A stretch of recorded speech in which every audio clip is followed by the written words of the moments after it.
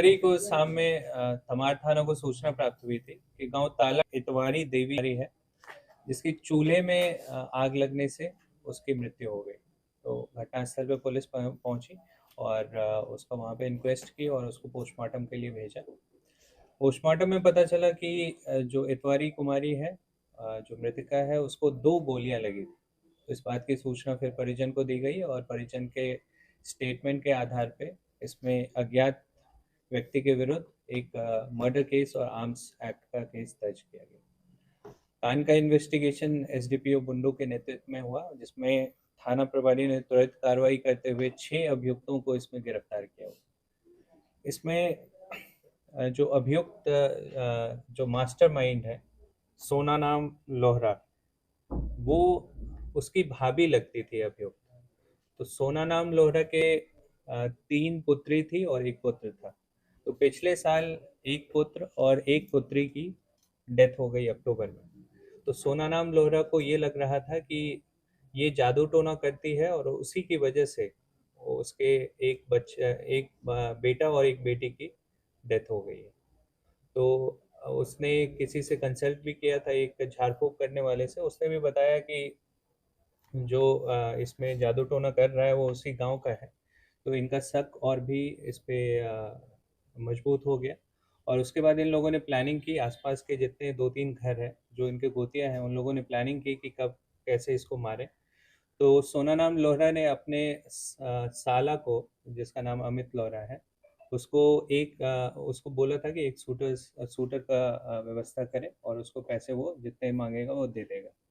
तो 2 लाख में बात हुई। एक शूटर उसने नामकुम से बुलवाया। पहले भी 3-4 बार उसने अटेम्प्ट लिया, लेकिन देखा कि आसपास मूवमेंट हो रहा है तो वो सक्सेसफुल नहीं हो पाया। लेकिन उस दिन उसका पति मेला देखने गया था, वो खाना बना रही थी। तो 2 गोली उसको मारी और फिर उसकी बॉडी को उसी चूल्हे में डाल दिया, जिससे वो झुलस कर मर गई। तो इस कांड में अभी तक 6 अभियुक्तों की गिरफ्तारी हुई है, जिसमें एक शूटर जो विष्णु महतो है, वो नामकुम का रहने वाला है।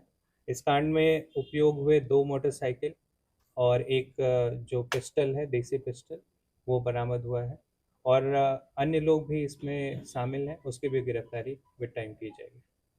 सर, जो आरोपी है जो गोली मारा, उसका कोई आपराधिक इतिहास रहा है? हमें नहीं मिला है और हम लोग इसमें और दूसरे थाने से भी फाइंड आउट करवाएंगे कि कोई आपराधिक इतिहास है या नहीं। सर, झारखंड में इस तरह की जो घटना है डायन बिसाही या जादू टोना का, इसको रोकथाम के लिए क्या उपाय होना चाहिए प्रशासन की तरफ से कि पब्लिक में कुछ अवेयरनेस आए?